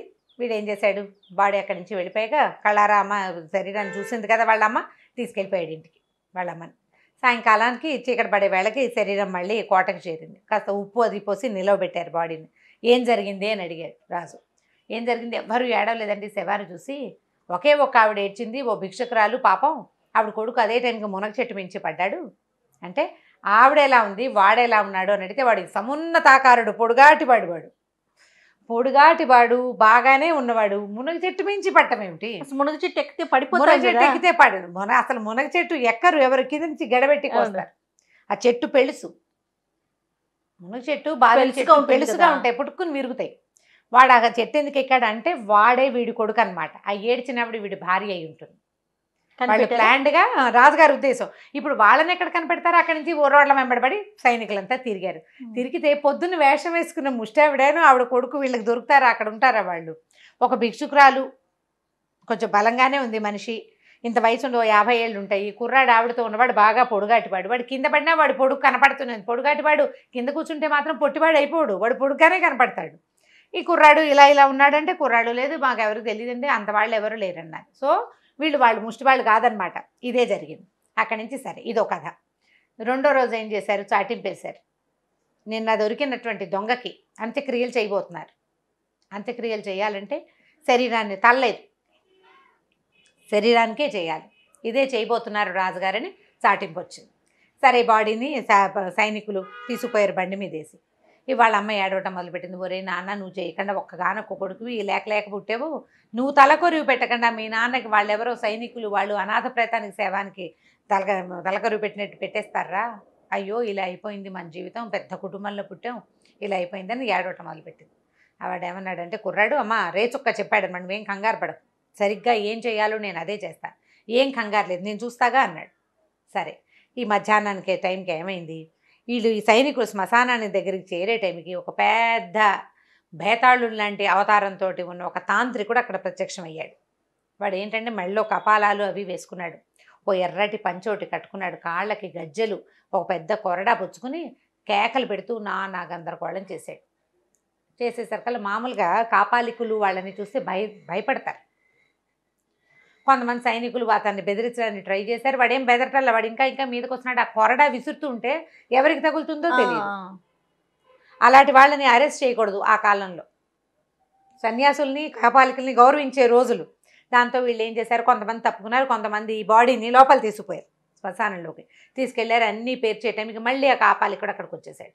వచ్చేసి అందరినీ బెదిరించేసి అరిచి కేకలు పెట్టాడు. వాడి దగ్గర ఏవో చిన్న పొన్న సంచులు కూడా ఉంటాయి. మరి కాపాలికులు అంటే ఆ ఊళ్ళు ఈ ఊళ్ళు తిరుగుతారు కదా. ఈ సైనికులను అందరినీ అరిచి కేకలు పెట్టి అక్కడ నుంచి ఏం చేశాడు, పక్కన ఏదో చితి అవి మండుతుంటే అందులోంచి నిప్పులు తీసి వెదజల్లేశాడు వీళ్ళ మీదకి. దాంతో భయపడ్డారు. అరే ఉండండి రా, బయటికి వెళ్ళిపోదాం, ఎక్కడికి పోతుంది బాడీ, మెళ్ళలేదు, తలకాయ లేదు, ఎవడొస్తాడు ఇక్కడికి. ఈ కాపాలికుడు గోళ అణిగాక అప్పుడు వచ్చి దహనం చేద్దాం అనుకున్నారు. వీడేం చేశాడు, తను తెచ్చిన సంచులేసి నాన్న తలని తీసేసరికి ఆ బాడీ మీద పెట్టేసి ఇంకో 2 పిడకలు పైన పెట్టేసి కామ్గా అది అంటిచ్చేసాడు. తనే చీత అంటిచ్చేసాడు. అంటిచ్చేసి బయటికి వెళ్ళిపోయాడు. వీళ్ళు కాపాలికుడు సద్దు అణిగింది అని లోపలికి వచ్చేసరికి చీత మండిపోతారు. అయ్యో వీడెవడో దొంగవాడిని ఎవరో అంటించేశారంటే ఎవరో ఎందుకు అంటిస్తారు, వాడు కొడుకే చేస్తాడు. అక్కడి నుంచి మళ్ళీ రాజుగారి దగ్గరికి పోయారు సైన్యాధ్యక్షుడు, వాళ్ళు వీళ్ళు కలిసి. ఇంత ప్రయత్నం చేశామంటే ఎవడో ఒక కాపాలికుడు వచ్చాడు, నానాగోలా అయింది, మేమందరం బయటకు వచ్చేసాము, ఈ లోపల వాడు అంటించేసంటే కాపాలికుడే ఇతను కొడుకు. కాపాలికుడు ఎంత పొడుగున్నాడు, వాడు పొడుగట్టివాడు. ఇప్పుడు ఇందాక ముందు పడిపోయిన మునగ చెట్టువాడు పొడుగువాడే, ఇప్పుడు వచ్చిన కాపాలికుడు పొడుగువాడే, చువ్వలాగా ఉన్నాడు, పొడుగ్గా ఉన్నాడు. పోలికలు తెలుస్తున్నాయి కదా. అయితే సరే ఇవాళ తలకొరివి పెట్టాడంటే వాడికి నమ్మకాలు ఉన్నాయన్నమాట. వాడికి నమ్మకాలు ఎందుకున్నాయి, వాళ్ళ పొరుగున ఉన్న ఈ వేద పాఠశాల వల్ల వాడికి నమ్మకాలు ఉన్నాయి బాగా. నాన్న స్వర్గానికి వెళ్ళాలంటే అస్థి సంచయనం చేయాలి. సంచయనం చేయటం అంటే ఇవాళ కొరివి పెట్టాక రేపొద్దున అస్థికలు తీసి పాలు పోసి అస్థికలు తీసుకుంటారు. సంచయనం చేసి దాన్ని తీసుకెళ్ళి ఆ నదిలోనో సముద్రంలోనో ఎక్కడో కలిపితే ఆత్మ స్వర్గానికి వెళ్తుందని నమ్మకం. ఆ నమ్మకాలు వీడికి గట్టిగానే ఉన్నాయి, వాళ్ళ నాన్నకి ఉన్నాయి, పిల్లడికి ఉన్నాయి.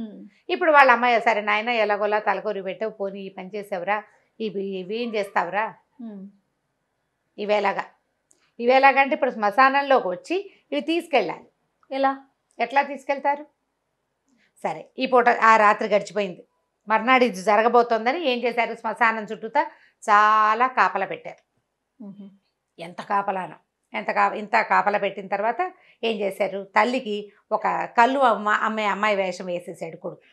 అమ్మ, రాజభట్లు ఉంటారు శ్మశానం దగ్గర, కళ్ళు ఇవాళ మా ఆయన చనిపోయిన రోజు అందరికీ ఉచితంగా కళ్ళు పోస్తున్నానని చెప్పి పక్కింటి వాడిని ఇద్దరిని తోడిచ్చాడు, మా అమ్మకి తోడుగా వెళ్ళండి అని చెప్పి. సరే, పక్క వాళ్ళిద్దరూ ఏం చేశారు, కళ్ళు బాణాలు మోసుకుంటూ వచ్చి దారిపోయే వాళ్ళందరికీ ఫ్రెష్ కళ్ళు. అప్పట్లో కళ్ళు తాగటం నేరం, ఇప్పుడు ఉన్న కళ్ళు తాగటం నేరం కాదు కదా, అదేం పెద్ద జబ్బు చేయదు కూడా, ఆరోగ్యం అని కూడా చెప్తారు. సరే, ఈ సైనికులు ఇక్కడ ఉన్న సైనికులందరూ ఆ కళ్ళు తాగడానికి అక్కడికి చేరారు. వీడు చల్లగా లోపలికి వెళ్ళిపోయి చేతికి అందిన వార్తికల్ని తెచ్చేసుకున్నాడు బయటికి. వీళ్ళు ఏం చేశారు, సాయంకాలం దాకా చూసారు, ఎవరు రాలేదండి అన్నారు. రాకపోవటం ఏంటి, వచ్చి తీరాలి వాడు, ఇప్పుడు అస్థికలు ఉన్నాయో లేదో చూడండి అన్నారు. అస్థికలు అంటే వీళ్ళు చేతులు కదిపేసరికల్లా అంతా బూడిదే ఉంది, కానీ మెయిన్గా 2-3 అస్థులు దొరుకుతాయి, అవి ఏవీ లేవు. కానీ వీడు గమనించింది ఏంటంటే ముందే ఎవరో ఇందులో చేతులు పెట్టినట్టుగా కనపడుతుంది. అంటే వచ్చేసాడు వాడు, తీసుకెళ్ళిపోయాడు. ఇది కూడా దొరకల. ఈసారి ఏమనుకున్నారు, సరే ఇప్పుడు ఇది చెయ్యాలంటే ఎవడో ఒక బ్రాహ్మణ్ణి పెట్టుకుని, పురోహితుడు ఎవరైనా కావాలి కదా, ఒట్టిగా వాడంతటి వాడు సినిమాటిక్గా కలపడు, ఒకడు ఉండాలి ఎవరైనా, ఎవరో ఒకళ్ళతోటి మంత్రం చెప్పించి ఈ అస్థికల్ని నదిలో కలుపుతాడు వాడు. మన ఊళ్ళో ఉన్న అన్ని నదుల దగ్గర కాపలా పెట్టండి. ఈసారి బాగా స్ట్రిక్ట్ అయిపోయేసరికల్లా సరే వీడు ఇంటికి వెళ్ళిపోయాడు కదా, కొడుకు వాళ్ళ అమ్మంది, నాయన ఇప్పుడు చాలా హడావిడైపోయిందిరా, నువ్వు బూడిదైతే నాన్నది పట్టుకొచ్చావు, కానీ నువ్వు ఏ రకంగా వీటిని నదిలో కలుపుతావు, ఇంత మటుకే చేయగలవు, మీ నాన్నకి ఇదే ప్రాప్తం, ఊరుకో, ఈ ఊరు వదిలిపెట్టి వెళ్ళిపోదామంటే ఇంత చేశా, ఈ ఒక పని నేను ఎందుకు మానేయాలి, వెళ్ళిపోదాం, వేరే ఊరు వెళ్ళాలంటే వెళ్దాం, కానీ ఇది చేసే తీరుతాను. సరే, అక్కడి నుంచి ఏం చేశాడు, ఆ శ్మశానం నుంచి తెచ్చిన బూడిద ఉంది కదా, అందులో కాసి నీళ్ళు పోసాడు. ఒక చిన్న గిన్నెలో 2-3 చిన్న బొమ్మికలు లాంటివి దొరికినాయి వాడికి. వాటినేమో గుప్పెళ్ళతో పట్టుకున్నాడు. ఈ మిగిలిన నీళ్ళలో కొద్దిగా పోసేసరికల్లా బూడిద లూజుగా అవుతుంది కదా, ఒంటికి రాసేసుకున్నట్టు దాన్ని వాడు మొండితనం, తెంపరతనం చూడు, చెయ్యాలంటే చేయాల్సిందేనమాట. అక్కడి నుంచి ఏం చేశాడు, ఈ నది తీరానికి వెళ్ళిపోయాడు వాళ్ళ అమ్మని తీసుకుని. వాళ్ళ అమ్మ పిచ్చివాడి తల్లి వేషాల్లో ఉన్నారు వాళ్ళిద్దరు. ఇప్పుడు అక్కడి నుంచి ఆ పిల్లాడిని పట్టుకుంటోంది, వద్దురా నాయన, నీళ్ళలో మునిగితే జలుబు చేస్తుంది, వద్దంటే కప్పలకి చేపలకి జలుబు చేయట్లేదు, నాకెందుకు జలుబు చేస్తుంది, నేను నీళ్ళల్లో మునుగుతానంటాడు. గేదెలు కూడా దిగుతాయి నీళ్ళలో, గేదెలు కూడా జలుబు చేయదు కదే అమ్మ, అందుకని నేను నీళ్ళలో దిగుతానంటాడు. అక్కడి నుంచి బాబు మా పిల్లాడిని పట్టుకోండి, వీడికి అసలు జబ్బండి, వీడు అసలు నీళ్ళలో దిక్కకూడదు, చెప్తే మాట వింటలేదండి అని ఒక 2-3 సైనికులకి చెప్పేసరికల్లా ఏ పోపో ఇక్కడి నుంచి, ఇక్కడ అసలు నదిలో ఎవరు దిగడానికి వీల్లేదు, మేము ఎవరో ఒక బ్రహ్మాండ నాయకుడి కోసం వెయిట్ చేస్తున్నామని వీడికి చెప్పారనమాట. వాళ్ళు ఎవరో ఒకటి కోసం చూస్తున్నాము, నువ్వు ఇప్పుడు నదిలో దిగడానికి వీల్లేదు, ఎగువకి వెళ్ళమని అక్కడి నుంచి తోలేశారు. అక్కడి నుంచి ఇంకో చోటకి వెళ్ళారు. 2-3 చోట్ల తిరిగేసరికల్లా ఓ పిచ్చి కుర్రాడు వాళ్ళ అమ్మ ప్రసిద్ధిని పొందారనమాట. 3-4 ప్లేసుల్లో తిరిగారు, అందరికీ తెలిసింది. అదే సరికల్లా ఏమైంది, ఒరే చీకటి పడే లోపల వాడు నీళ్ళలో దూకేస్తాడేమిటో, పాపం వాళ్ళ అమ్మ అసలే ఏడుస్తుంది, చూసుకోండిరా అన్నారు. ఒకళ్ళకొకళ్ళు ఆట వచ్చేసింది అనమాట, సరదా వచ్చేసింది వాళ్ళకి. ఆ రేచుక్క ఎవడో వచ్చేటట్టుగా లేడు, దొంగ ఎవడో వచ్చేలాగా లేడు. ఈ కనపడిన పిచ్చి కుర్రాడితోటి క్యాచ్ పట్టుకుంటామని ఇలా పిచ్చి ఆటలాడడం మొదలుపెట్టారు. వాడేంటి, వీళ్ళని తన మాయలోకి లాగటమే వాడి ఉద్దేశం. సరే, ఏం చేశాడు, బంతి ఆడదామని చెప్పి ఒక తుండుగుడ్డని ఉండ చుట్టి ఒకడి మీదకి విసిరాడు. నువ్వు నాకు వేగి నేను పట్టుకుంటానన్నాడు. ఇటు వేసి అటు వేసి చల్లగా నద్దాక తీసుకొచ్చేసాడు వాళ్ళని. ఈ లోపల ఏమైంది, గట్టిగా విసిరాడు, తుండుగుడ్డ పడింది, నీళ్ళల్లో పడిపోగానే అమ్మో నా తుండుగుడ్డ పడిపోయిందని ఒక్క ఉదుటన నదిలోకి దూకేసాడు వాడు కుర్రాడు. దూకేసేసరికల్లా అయ్యో నా పిల్లాడు దూకేస్తున్నాడు, చచ్చిపోతాడని వాళ్ళ అమ్మ కేకలు పెట్టింది. వీడు లోపలికి వెళ్ళిపోయి ఈ ఒక పాత చొక్కాలో చిన్న బొమ్మకలు వాళ్ళ నాన్న తీసుకెళ్లిన అస్తుల్ని జేబులో వేసుకుని ఉంచుకున్నాడు. ఆ జేబు చొక్కా ఖాళీ చేసేసాడు. అందులో వీడు ఒంటి మీద ఉన్న బూడిదంతా నీళ్ళలోకి వెళ్ళిపోయింది. ఒంటికి రాసుకున్నాడు కదా, అస్తుల నుంచి తీసుకొచ్చింది, అంటే నాన్న చితాభస్మాన్ని నీళ్ళలో కలిపేసేసరికల్లా వీడు నీళ్ళల్లోకి దిగి ఆ చొక్కా ఊడదీసేసరికల్లా వీళ్ళకి తెలిసింది వీడు పిచ్చిగా ఏదో వంగిగా గూనిగా లేడు. నదిలోకి వెళ్ళాక నటించలేకపోతారు మనుషులు. ఇప్పుడు నీ బయట ఉన్నప్పుడు వాడు వంగి ఇలా ఎలాగో గూనిగా నటిస్తున్నాడు పిచ్చి పిల్లాడిలాగా. నీళ్ళలోకి దిగేసరికల్లా చొక్కా విప్పేసరికల్లా వాడి శరీర దార్ఢ్యం కనిపిస్తుంది, దృఢంగా ఉన్నాడు, వాడు పిచ్చిగా లేడు. ఈ నీటిలో మునిగి లేచేసరికల్లా వాడు పొడుగ్గా కనపడుతున్నాడు.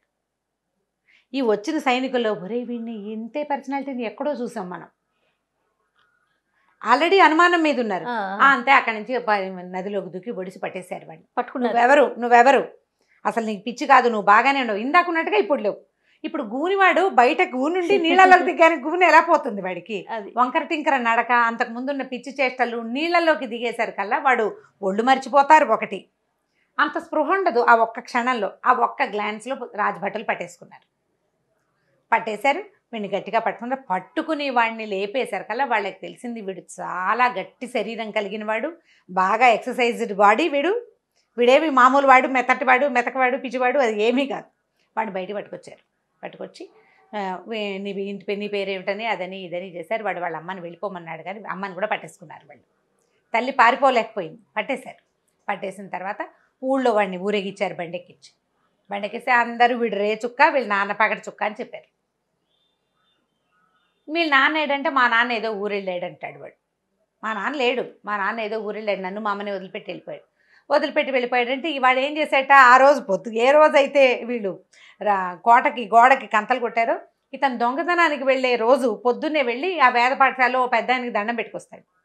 ఆయన ఏ రోజైతే గోడకి కంతలు పెట్టారో ఆ రోజు పొద్దున నాన్న కొడుకు ఇద్దరు వచ్చి నాకు దండం పెట్టారని సాక్ష్యం చెప్పాడు. ఆ రోజు పొద్దున వచ్చి దండం పెట్టిన వాడు సాయంకాలం లేదు, మళ్ళీ వాడు దొంగతనం చేయలే. 3 రోజులు 4 రోజులు గడిచిపోయినాయి, వాడు ఎవరికీ కనపడలా. దాంతో ఆ పోయినవాడు వాడేనని, వీడే ఈ తెలివిగా ఇవన్నీ చేశాడని తెలిసిపోయింది. రాజుగారు ఆశ్చర్యపోయాడు. ఒక దొంగ కుర్రాడికి ఇన్ని తెలివితే ఎట్లా, ఇంత తెంపరతనమా? భయపడద్దు వాడు. నాన్న పోయాడు, నాన్న నేను చంపేయడానికి భయపడాలి, వాడు దానికి భయపడలా. తర్వాత ఏ వ్యవహారానికి వాడికి భయం లేదు. ప్రతిసారి ఏదైనా చేసి తన పనిని నెరవేర్చుకోవటమే వీడి ఉద్దేశంగా ఉంది.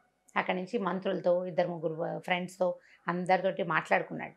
వీడికి ఇంత సాహసం ఉన్నవాడు ఏ రాజ కుటుంబంలోనో పుట్టాలి, ఇలా దొంగగా ఎందుకు మారాడు వీడు అని వాడు ఆనుపానులు తీస్తే, వీడు ఒక సైన్యాధిపతి కుటుంబానికి చెందినవాడి కుర్రాడు తండ్రి. ఆయన ఏదో ఊరు నుంచి వీళ్ళ అమ్మని తీసుకుని వచ్చేసాడు ఇక్కడికి.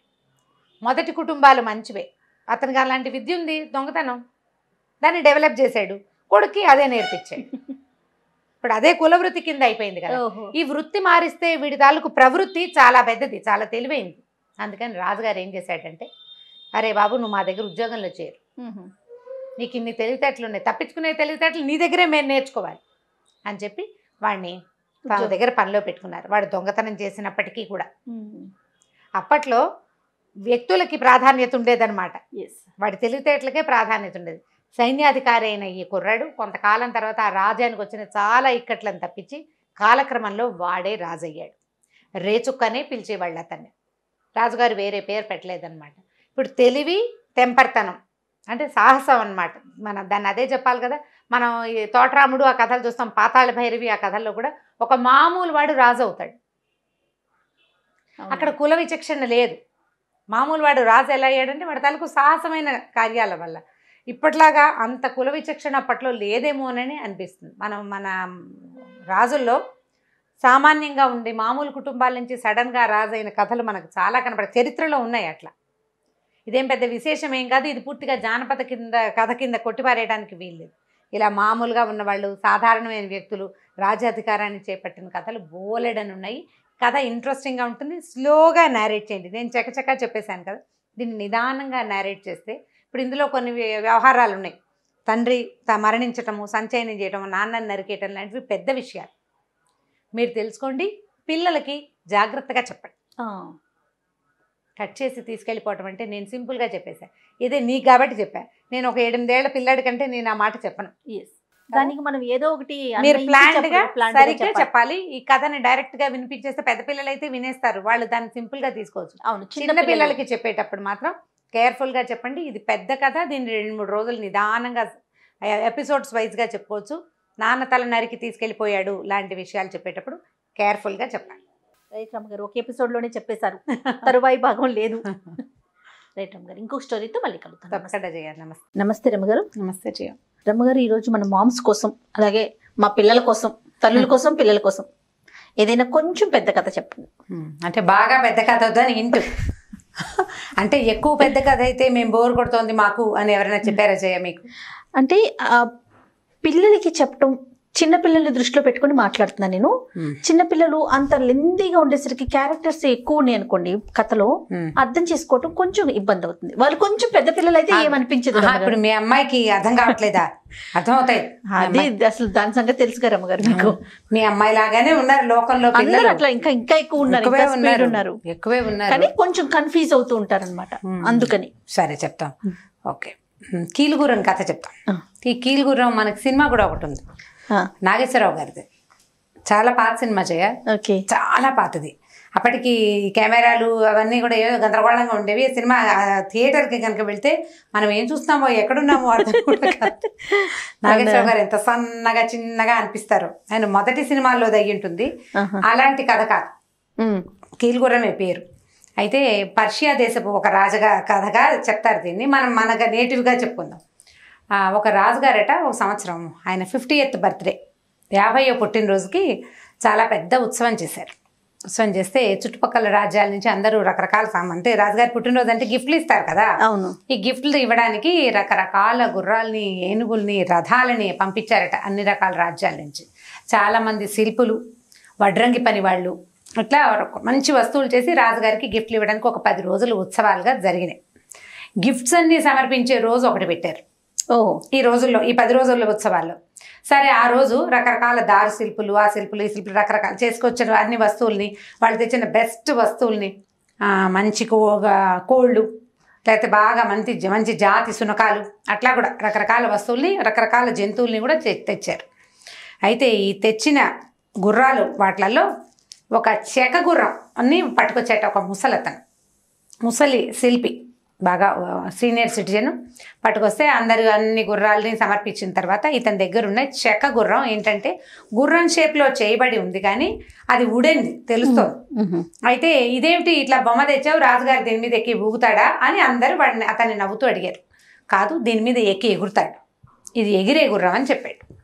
చెప్పేసరికల్లా వాళ్ళందరూ నమ్మకపోతే ఈ ఫంక్షన్ అప్పుడు ఏం చేశారు, వస్తువులు సమర్పించినప్పుడు రాజుగారు మీకోసం కీలుగుర్రం చేశానండి, ఈ కీలు గుర్రాన్ని పట్టుకొచ్చాను, ఇది కీళ్ళు అంటే ఏ పక్క చూడడానికి బొమ్మలే ఉంది, ఆ కీలు గనక తిప్పితే అది ఎగురుతుంది అని చెప్పాడు. చెప్పేసరికల్లా రాజు అన్నాడు, ఏదో వినడానికి విచిత్రంగా ఉంది, ఎలా ఎగురుతుందో చూపించమన్నారు. చూపించమంటే సరే మీకేం కావాలో చెప్పండి, ఏదైనా దూరంగా ఉన్న ఒక వస్తువు చెప్పండి, దీని మీదే వెళ్ళి నేను తీసుకొస్తానన్నాడు. అయితే రాజుగారు ఏం చెప్పారంటే, ఇప్పుడు ఈ రాజ్యానికి ఉత్తర దిక్కులో ఒక కొండ ఉంది, ఆ కొండ మీద ఒక పెద్ద అమ్మవారి దేవాలయం ఉంది, అక్కడ ఒక పెద్ద సంపంగి చెట్టు, ఆ చెట్టు తాలూకు పువ్వులు మంచి వాసన వస్తాయి, రాజ్యంలో ఇంకా ఎక్కడ లేవు, అక్కడ ఒక్క చోటే ఉంది, వెళ్ళి 2 సంపెంగ కొమ్మలు, ఒక సంపెంగ పువ్వు ఉన్నది పట్టుకురమన్నాడు. దీని మీద కూర్చున్నాడు ఆ ముసలతను, ఆ గుర్రం మీద కీలు తిప్పాడు, గుర్రం చక్మని ఎగిరిపోయింది. అక్కడి నుంచి అందరూ చూస్తూనే ఉన్నారు. చాలాసేపటి తర్వాత అతను మళ్ళీ వచ్చాడు ఇక్కడికి. వచ్చి ఈ సంపంగి కొమ్మ 2 పువ్వులు చేతిలో పెట్టాడు. పువ్వులు తక్కువగా ఉన్నాయండి, 2 పువ్వులే దొరికినాయి అని ఒక కొమ్మ పువ్వులు తెచ్చిచ్చాడు. ఆ సంపంగి చెట్టు రాజ్యంలో ఎక్కడా లేదు. అంటే ఇతను ఖచ్చితంగా కొండెక్కాడు ఈ గుర్రంతో, వీళ్ళు ఎదురుకుంటానే వెళ్ళాడు కదా. దాంతో సరే రాజుగారు అన్నారు, ఎంతో బాగుంది, ఎంత బాగుందో, నేను ఇది కొనుక్కుంటాను, అమ్మేయమన్నాడు. అమ్మేయమనేసరికల్లా అతను ఏమన్నాడంటే, అమ్మేనండి, దీనికి ప్రతిగా మీరు నాకేమైనా ఇవ్వాలన్నాడు. ఓహో, డబ్బులు కొద్దు అంటే, సరే నీకు ఏం కావాలంటే అది ఇస్తానన్నాడు. అనేసరికల్లా ఆ ముసలతను అన్నాడు, మీ అమ్మాయిని నాకు ఇచ్చి పెళ్లి చేయండి అన్నాడు. అనేసరికి అందరూ నెవరిపోయారు. ముసలివాడు, రాజకుమారు చూస్తే 14-16 సంవత్సరాల చిన్నపిల్ల, అందాలు రాసి ఒక చిట్టి పిల్లని ఇంత ముసలివాడికి ఒక గుర్రం కోసం ఇస్తారా? ఎవరికి ఇష్టం లేదు. ఇష్టం లేకపోయేసరికల్లా ఏమైంది, రాజకుమారుడు అతను ఏమన్నాడు, మీరు కీలు గుర్రాన్ని చూశారు, పరీక్షించారు, మీరు కాదంటే ఎట్లా అనేసరికల్లా ఈ మన రాజుగారి అబ్బాయి అన్నాడు, అసలు ఇది నిజం అవునో కాదో, ఇతను వెళ్ళింది గుర్రం మీద అవునో కాదో, వీడికి ఇంద్రజాల మహేంద్రజాల టక్కుటమార గోకర్ణ గజకర్ణ విద్యలు బోల్డ్ ఉన్నాయి, అవి అలాంటివేమో వీడికి ఉండుండొచ్చు, వీడు గుర్రం అని చెప్తున్నాడు, అసలు గుర్రం ఎగురుతుందో లేదో చూద్దాం అనేసరికల్లా రాజకుమార్ ఆ ముసలతను అన్నాడు, మీరు కూర్చోండి, కీళ్ళు తిప్పుతాను, వెళ్తుందో లేదో చూదురుగాని అన్నాడు. టెస్ట్ చేసి చూస్తే కదా తెలిసేది. సరే ఏమైంది, రాజకుమారుడు ఏం చేశాడు, ఎక్కి కూర్చున్నాడు. వీడు ఏం చెప్పాడంటే, పక్కనున్న ఒక కీలుని మర తిప్పాడు. తిప్పంగానే గుర్రం రైమని పైకి ఎగిరిపోయింది. ఎగిరింది కానీ దిగటం ఎలాగో రాజకుమారుడు అడగల. వీళ్ళంతా చూస్తూనే ఉన్నారు. రోజు గడిచిపోయింది, అబ్బాయి రాళ్ళ కిందకి అది ఎగిరిపోతుంది. ఎక్కడికి పోయిందో దాంతో వీళ్ళంతా ఏం చేశారు, హాహాకారాలు చేశారు ప్రజలంతా. రాజకుమారుడు ఎక్కడికో వెళ్ళిపోయాడు, ఏ రకంగా పడిపోయి ఏమైపోతాడు, తిరిగి రావడం అబ్బాయికి తెలీదు. అవన్నీ కనుక్కోలేదు, జస్ట్ తిప్పారు, ఎగిరిపోయింది. దాంతో వీళ్ళు ఏం చేశారు, ఈ ముసలతన్ని బంధించండి, రాజకుమారుడు తిరిగి వచ్చాక చూద్దాం అనుకున్నారు. ఈ వెళ్ళిన రాజకుమారుడు ఏం చేశాడు, ఆ గుర్రం మీద ముందు అది పైకి ఎగురుతుంటే వాడికి భయం వేసింది. వాడు కూడా ఒక 20 ఏళ్ల కుర్రాడు, 19-20 సంవత్సరాలు ఉంటాయి. ఏదో ఉద్రేకంలో ఎక్కాడు కానీ దాన్ని తలాతోక తెలుసుకోవద్దు. సరే అక్కడి నుంచి ఏం చేశాడు, ఆ మీటని ముందుకు తిప్పాడు, వెనక్కి తిప్పాడు, లాగాడు, పీకాడు, ఏం చేసినా గుర్రం ఆగల. పడిపోతానని భయం పట్టుకుంది, అది పైకి ఎగిరిపోతుంది, ఇంకా ఇంకా మబ్బుల్లోకి వెళ్ళిపోయి ఎక్కడికో ఏమిటో వెళ్ళిపోతుంది అంతే. అక్కడి నుంచి ఏం చేశాడు, సరే బాబా ఏం చేయాలో తెలియలేదు వాడికి, దూకేద్దాం అనుకున్నాడు. కూర్చున్న పాడాన దూకలేం కదా, ఏదైనా పట్టుకుని దూకాలనిపించింది. ఏం చేశాడు, ఆ గుర్రం చెవులు పట్టుకున్నాడు. గుర్రబ్బమ్మ చెవులు పుచ్చుకునేసరికల్లా గుర్రం స్లో అవ్వడం మొదలుపెట్టింది. ఓహో చెవులు పట్టుకుంటే స్లో అవుతుంది అనమాట. చెవులు కొద్దిగా కొద్దిగా కొద్దిగా లాగి లాగి లాగి చూస్తే అది తను లాగిన కొద్దికి స్లో అయ్యి ఎక్కడో ఓ చోట దిగిపోయింది. అంటే దిగాలంటే చెవులు పుచ్చుకు లాగాలి, మీట తిప్పితే ఆన్ అవుతుంది, చెవులు పుచ్చుకు లాగితే ఆఫ్ అవుతుందని తెలుసుకున్నాడు. అక్కడి నుంచి అది దిగింది, ఎక్కడో దిగాడు కదా. దిగిన తర్వాత చూస్తే ఒక పెద్ద దిగుడు బావి, అక్కడ పెద్ద తోట, ఒక అందమైన రాజకుమారి కనపడ్డారు. ఓహో కనపడేసరికి ఈ అబ్బాయి అమ్మాయి దగ్గరికి వెళ్ళాడు. ఇదే ఊరు, ఎక్కడున్నాను నేను, ఏమిటి అంటే వీడు ఎక్కడో ధారానగరంలో ఎక్కడో ఉన్నాడు, వాడు ఉన్నది ఎక్కడో, వీడు వచ్చింది ఎక్కడికో. వచ్చేసరికల్లా సరే ఈ అమ్మాయింది, నువ్వెవరు, ఎక్కడి నుంచి వచ్చావు, భలే చక్కగా ఉన్నావు, నీ బట్టలు ఏమిటి ఇలా ఉన్నాయి విచిత్రంగా, ఆ దేశం వేరు ఈ దేశం వేరు, భలే బట్టలు వేసుకున్నావు, వాళ్ళ ఇంట్లో ఫంక్షన్ కదా, రాజకుమారుడు బాగా తయారయ్యాడు. అడిగేసరికల్లా ఫలానా రాజ్యం, ఇట్లా ఒక కీలు గుర్రాన్ని ఎక్కి నేను ఇక్కడ దాకా వచ్చాను అని చెప్పాడు. చెప్పేసరికల్లా అమ్మాయి ఏం చెప్పిందంటే, ఈ రాజు మా నాన్న కాదు, నేను ఒక పేదింటి పిల్లని, నేను చాలా అందంగా ఉన్నానని పుట్టినప్పుడే బంగారపు రంగు జుట్టు ఉందట ఆ పిల్లకి. అందుకని వీ రాజుగారు ఆ బంగారపు రంగు జుట్టు ఉన్న పిల్ల ఎవరి దగ్గర ఉంటే వాళ్ళకి అదృష్టమని నన్ను ఎత్తుకొచ్చి పెంచుకుంటున్నాడు, నేను ఇక్కడ ఉన్నాను అని చెప్పింది. చెప్పేసరికల్లా ఈ అబ్బాయి అన్నాడు, నువ్వు నాతో వచ్చి మనం మన ఇంటికి వెళ్ళి పెళ్లి చేసుకుందాం అని అడిగాడు. అడిగేసరికల్లా ఈ అమ్మాయి ఇప్పుడు పెద్ద పిల్ల, ఒక 19 ఏళ్ళు 17 ఏళ్ళు ఉన్నాయి, ఎలాగైనా పెళ్లి చేసుకునేది, రాజుగారు ఎవరికో ఇచ్చి చేస్తాడు, ఆయన ఎవరికో ఇచ్చి చేసే బదులు ఈ మనకు నచ్చాడు కదా ఈ కుర్రాడు, వచ్చిన కుర్రాడు, వీడు ఫ్యాషనబుల్గా బాగున్నాడు, బట్టలు గిట్టలు, వీడితో పాటు వెళ్ళిపోదాం అనుకుంది ఆ పిల్ల. సరే ఏం చేశారు, ఇద్దరు కలిసి ఆ గుర్రం ఎక్కి వచ్చేసారు. కీలు గుర్రం ఎక్కి వెనక్కి వచ్చేసారు. వాడికి తెలిసింది ఆన్ చేయడం ఆఫ్ చేయడం అర్థమైపోయినాయి కదా. ఈసారి వెళ్ళాక ఏం చేశాడు, కొత్త పెళ్లి కూతురు అంటే పెళ్లి చేసుకోదలుచుకున్నాడు కదా, పెళ్లి కుమార్తెని డైరెక్ట్గా తీసుకెళ్ళటం ఎందుకని వాళ్ళ ఇంటికి, వాళ్ళ భవనానికి దూరంగా ఉన్న ఒక చిన్న ఏమంటారు ఒక గెస్ట్ హౌస్లో అమ్మాయిని అట్టపెట్టాడు. అట్టపెట్టి ఆ కీలు గుర్రాన్ని లోపల పక్కగా పెట్టాడు. నువ్వు ఇక్కడే ఉండి, ఇక్కడ పని వాళ్ళు ఉన్నారు, వీళ్ళంతా నీకు కావాల్సిన చూస్తారు, ఇంటికి వెళ్ళి మా నాన్నకి అమ్మకి నీ విషయం చెప్పొస్తాను, నేను కూడా బయటకు వచ్చి 10 రోజులు అయింది, ఇన్ని రోజులు అయిపోయింది కదా, వాడు ఆ గుర్రం మీద తిరుగుతున్నాడు అని చెప్పి వెళ్ళిపోయాడు. ఇంటికి వెళ్ళాడు. ఇంటికి వెళ్ళేసరికల్లా ఊరంతా కోలాహలంగా చెప్పుకున్నారు, రాజుగారు అబ్బాయి వచ్చేసాడని, గెస్ట్ హౌస్లో కీలు గుర్రం దిగాడని, అన్ని విషయాలు తెలిసిపోయింది. ఊరంతా హడావిడిగా అయిపోయింది. ఇతను ఇంటికి వెళ్ళి వాళ్ళ అమ్మకి నాన్నకి చెప్పాడు, పెళ్లి కూతుర్ని ఎదుర్కొనాలంటే బోడంత సన్నాహం కావాలి. వీళ్ళు ఈ సన్నాహాలు చేసుకుని ఈ పెళ్లి కూతుర్ని ఎదుర్కోవటానికి వచ్చేసరికల్లా ఈ ముందున్న ముసలతను ఉన్నాడు కదా, కీలు గుర్రం తాలూకు ఓనరు, వాడు చెరసాల్లో కూర్చుని ఇదంతా విన్నాడు. వీణ ఏం చేశాడు, ఆ చెరసాల వాడితోటి కొంచెం స్నేహం చేశాడనమాట. స్నేహం చేసి ఈజీగా ఎడం చేతితోటి తాళం లాగటం ప్రాక్టీస్ చేశాడు. వాడు తాళం జాగ్రత్తగా లాక్కుని బయటకు వచ్చేసాడు. వచ్చేసి ఈ గెస్ట్ హౌస్లో ఎక్కడైతే ఈ రాజకుమార్తె ఉందో అక్కడికి తీసుకుపోయాడు. అక్కడికి వెళ్ళిపోయి ఆ రాజకుమార్తెకి ఏం చెప్పాడంటే, మిమ్మల్ని కీలు గుర్రం ఎక్కించి రాజుగారు అబ్బాయి తీసుకురమ్మన్నాడండి, రండి నాతోటని. ముసలతను కదా పెద్దవాడు, నమ్మేసింది ఆ పిల్ల. నమ్మేసి ఈ గుర్రం దగ్గరికి వచ్చేసింది. ఇతను ఆ గుర్రం మీద ఆ పిల్లని కూర్చోబెట్టుకుని ఎగిరి కీలు తిప్పేశాడు. గోవిందా వెళ్ళిపోయారు. వీళ్ళు మళ్ళీ పెళ్లి, రాజకుమారుడు వాళ్ళ ఇంట్లో అమ్మ నాన్నని చెల్లెల్ని తక్కుటమారాన్ని మొత్తం ఉన్న జనాన్ని పరివారాన్ని వేసుకొచ్చేసరికల్లా పెళ్లి కూతురు లేదు, కీలు గుర్రము లేదు.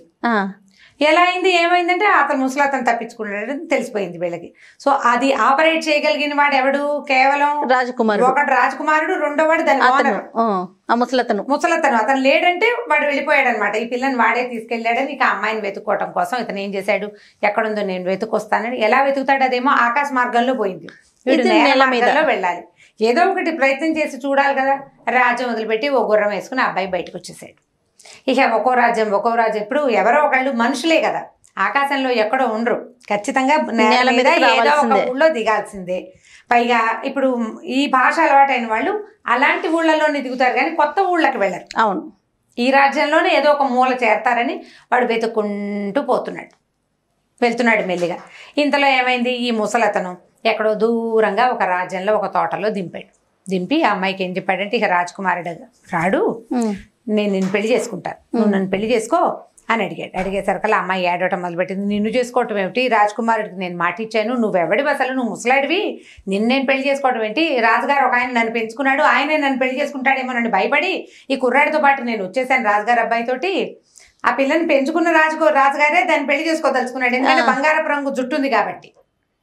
ఇప్పుడు నువ్వెవడివి, నీకు నేను దొరికాను ఏమిటని ఆ పిల్ల ఏడవటం మొదలు పెట్టేసరికల్లా ఏమైంది, వీళ్ళు ఒక తోటలో దిగారు కదా, ఆ తోటలో ఉన్న ఒక ముసలవ్వ ఇదంతా చూసింది. ఎవరో ఒక గుర్రం రావటం, ఒక ముసలతను, ఓ చిన్నపిల్ల, వాడు ఏదో దాన్ని బెదిరించడం, ఆ పిల్ల ఏడవటం మొత్తం గమనించి ఏం చేసిందంటే, అది ఆ రాజుగారికి పువ్వులు పట్టుకెళ్తుంది అనమాట. పువ్వులు పట్టుకెళ్తూ ఆ ఊరి రాజుగారికి వెళ్ళి చెప్పింది. అంటే జనాలందరినీ గ్యాదర్ చేయకుండా, ఇక్కడ ఒక అందమైన అమ్మాయి దిగింది, దానికి బంగారపు రంగు జుట్టు ఉంది, బంగారపు రంగు జుట్టు మనుషుల్లో ఉండదు, అది ఏ దేవకన్యో, దాంతోపాటు వచ్చిన రెండో వాడిని కనుక నువ్వు చంపేసావా, ఆ పిల్ల మన రాజ్యంలో ఉండిపోతుంది, మన రాజ్యం సుభిక్షంగా అవుతుంది, నమ్మకాలు అనమాట. అవన్నీ చెప్పేసరికి ఆ రాజు ఏం చేశాడు, చల్లగా కత్తిది గుర్రం వేసుకుని ఒక కత్తి పుచ్చుకుని వచ్చి ఇక్కడికి రావటం ఈ ముసలతన్ని కొట్టేశాడు.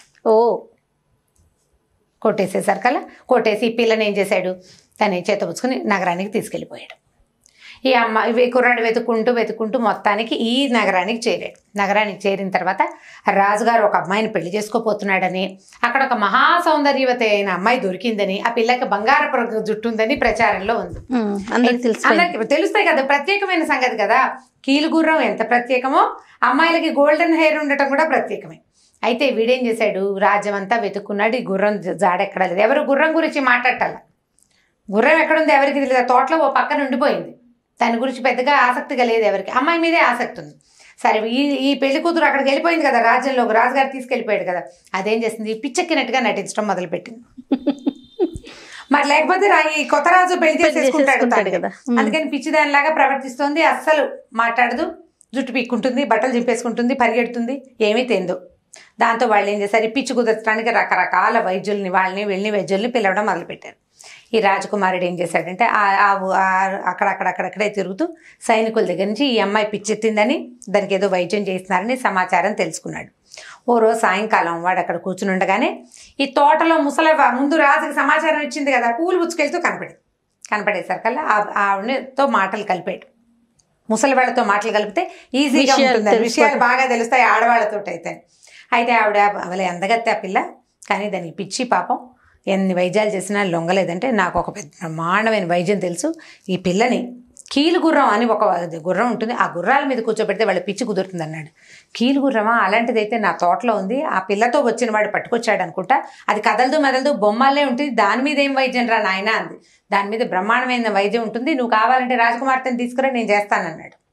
అనేసరికల్లా ఆవిడ వీడి ఆధార్ కార్డు ఓటర్ ఐడి అన్నీ కనుక్కుంది, ఏ ఊరు నీది, ఎక్కడి నుంచి వచ్చావు, నీకేం వైద్యం వచ్చు, నీకు అదొచ్చా ఇదొచ్చా అని అన్నీ కనుక్కుని, సరే వీడికి ఏదో కొంత తెలుసని అనుకుని నమ్మించాడు అనమాట వాడు.